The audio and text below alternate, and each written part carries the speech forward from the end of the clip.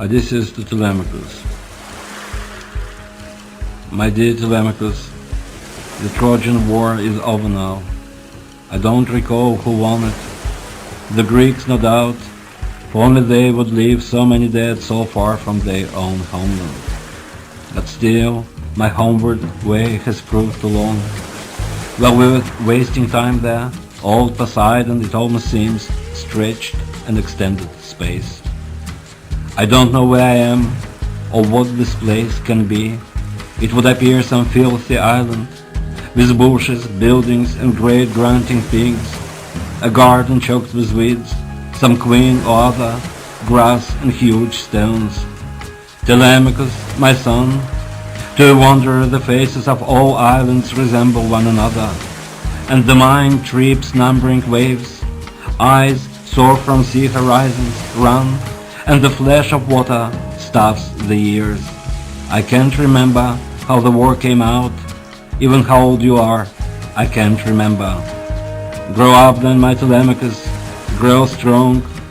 Only the gods know if we'll see each other again. You've long since ceased to be that babe before whom I reined in the plowing bullocks.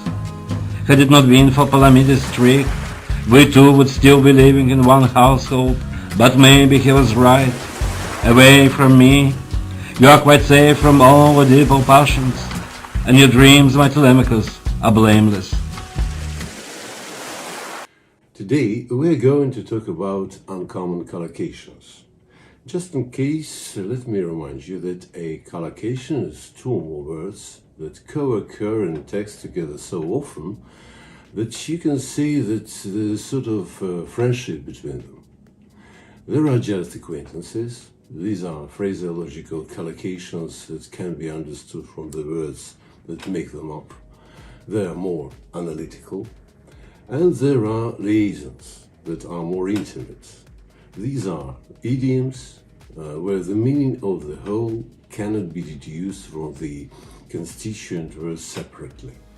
Such a connection is more synthetic.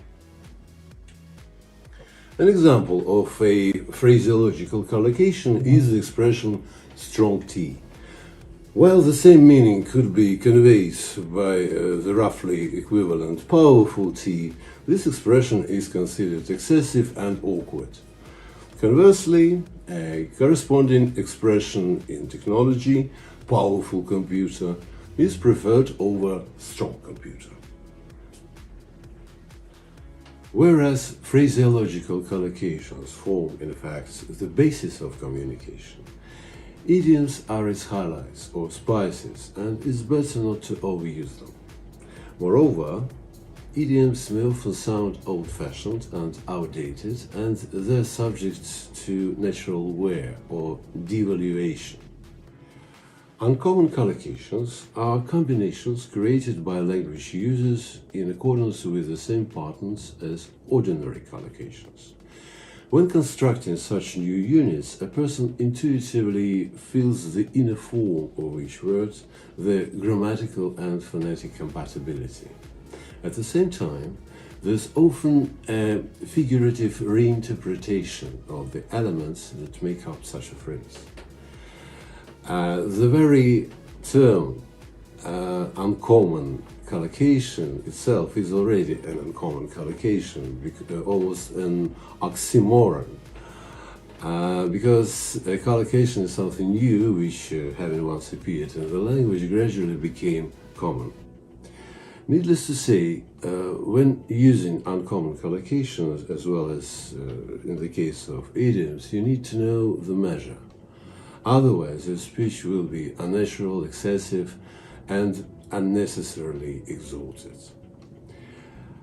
Provided that you systematically learn to use collocations, believe me, your utterance will be given a real coherence, fluency, even artistic eloquence, which is going to be useful to you both in personal communication and public performance, and in the international language exams too. Are we looking at quite a good band score here? I mean, Of course, we're looking at. Could you give me a number by any chance? Oh yeah, We are definitely looking at a band score 9 here. Oh, wow. Yes, because everything was just perfect. Really? And yeah, we're just talking about different criteria. So your fluency was wonderful. Thank you very much. Thank you. To talk about your lexical resource, you use a very good range of collocations and vocabulary. And I could, from like what I heard, you use some idiomatic vocabulary and uncommon collocations and words, and that is really good. It just boosts your score to 8 and more. The first uncommon collocation for today is maudlin nostalgia. Once at the university, I argued with my supervisor about the meaning of the word nostalgia. He complained that this word, he said, was frequently used out of place and referred to a dictionary of foreign words where it was clearly stated, nostalgia is homesickness. Full stop. In the early 1990s, when the Iron Curtain had just fallen, living abroad for permanent residence indeed was still perceived by many as a road to the afterlife.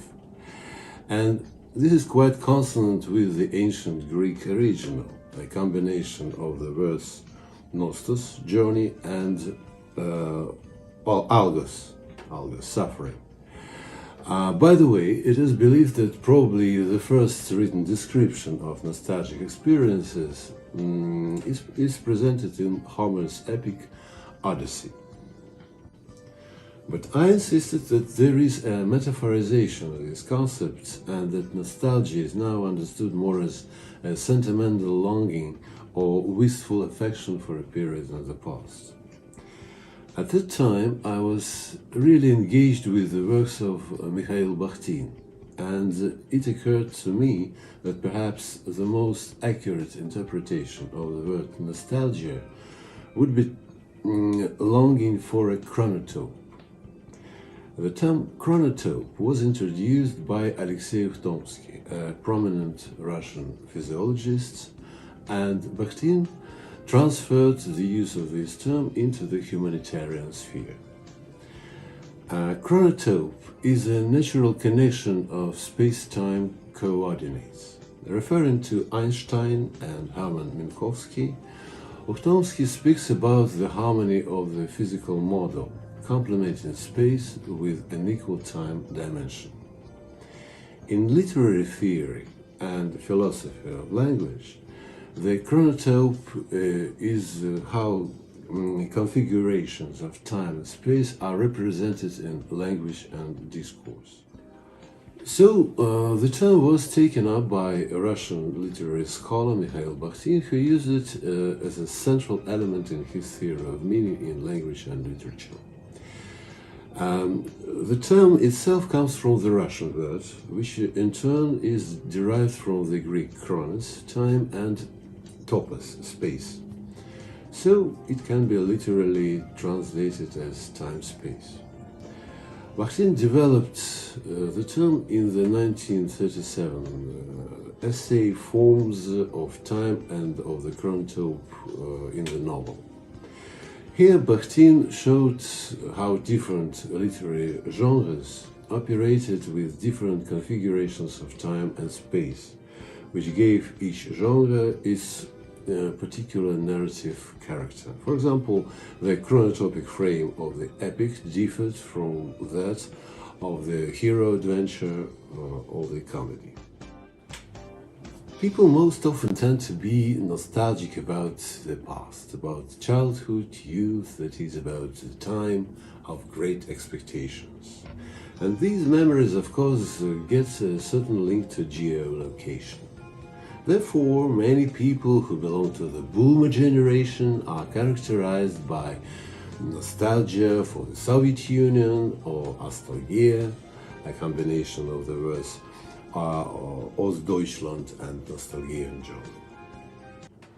I do remember the grey, rotten, stinking hopelessness of the USSR, so I don't have such feelings at all, especially in the realities of modern Russia, where time seems to have turned back. The 1990s, a time of hope for change, time of freedom and openness are much closer to me. And most importantly, they completely weaned us from any sort of nostalgia, including that for the motherland. And then there's also pseudo-nostalgia, a far-fetched longing for the chronotope where you've never been to at all. In the early 1990s, some freaks were greatly longing for the pre-revolutionary Russia, which somehow didn't fit with the gloomy realities that led to the events of the 1917. Now millennials and some Zoomers are gripped with the maudlin nostalgia for the savok, the colloquial designation of that particular chronotope.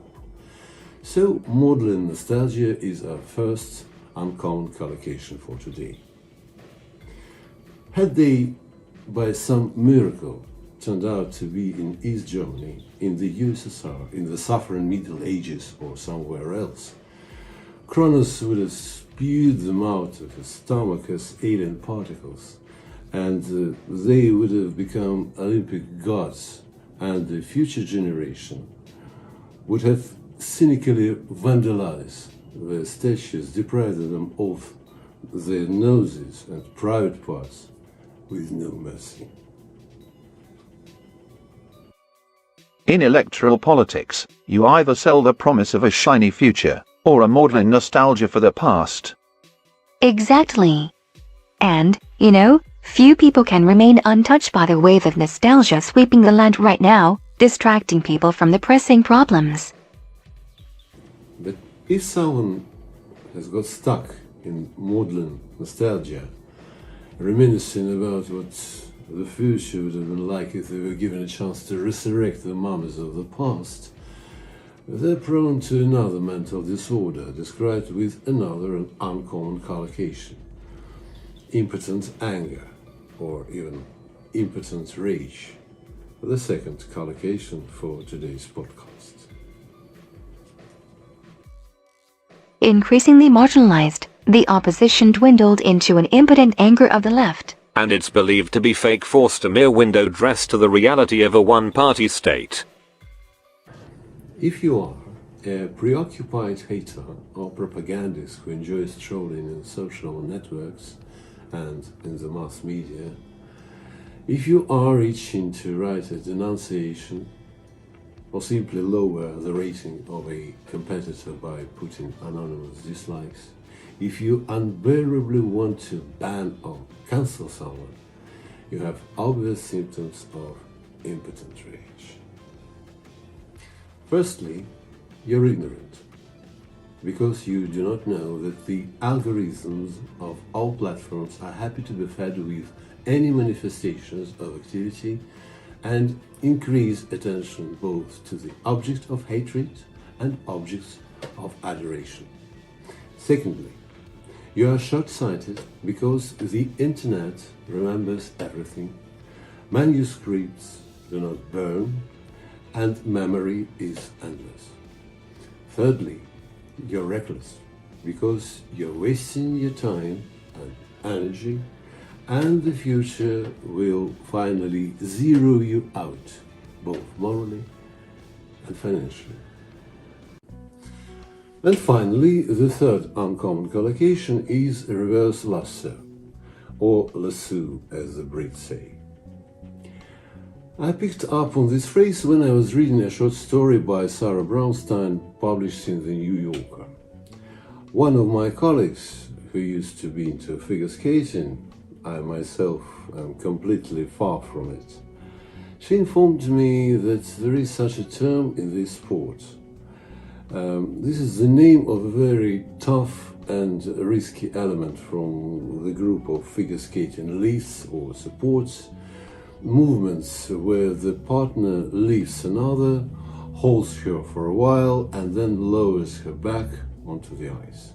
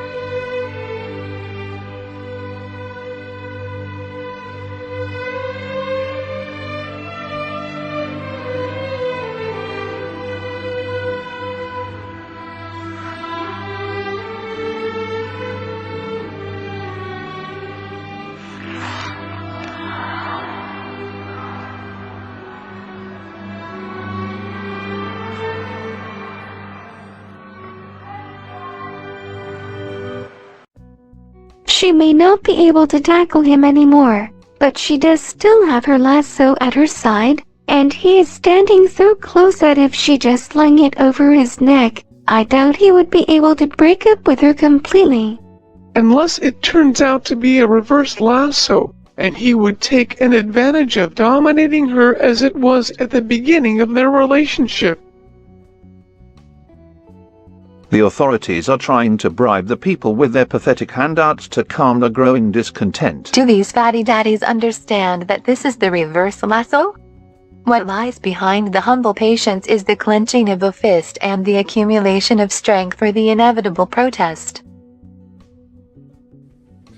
So, Brownstein's story is about the complex relationship between the protagonist and his father, about their deep psycho-emotional interdependence from each other, about the dilemma of keep or let go, and how the participants in this drama change roles in the face of death. The story is set in southwest of the United States, in the area with a cowboy past, so the appearance of this collocation in the text is completely organic. Maybe this is also a term that is quite common on the ranch. One way or another, the collocation reverse lasso implies risk and the delusive nature of possession and control. Sometimes you throw a lasso on an animal. You want to curb it, but instead, the one you thought was just a cattle zone turns out to be a rebellious wild creature that is stronger than you, and the rope turns into a reverse lasso. You shamelessly fall to the ground, you are suffocated by impotent rage, and all that remains for you is maudlin nostalgia for times when you seem to yourself strong like a warrior, and the cattle were not so smart, and you were a hero in a huge pen, surrounded by a blank wall, which like a provincial Mordor, suddenly somehow got lost in the vast expanses of the world. Let the armies of Mordor know this! Never again will the land of my people fall into enemy hands!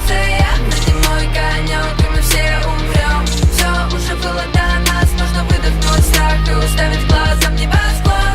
Если окружающему блядству сопротивляться, то не с печальным лицом. Все повторится не раз, но мы живы сейчас. Нами рано удобрять чернозем. Позитивная мотивация явно не мой конек, и мы все умрем. Все уже было до нас, нужно выдохнуть страх и уставить глаза в небосклон. Если окружающему блядству сопротивляться, то не с печальным лицом. Все повторится не раз, но мы живы сейчас, нами рано удобрять чернозем.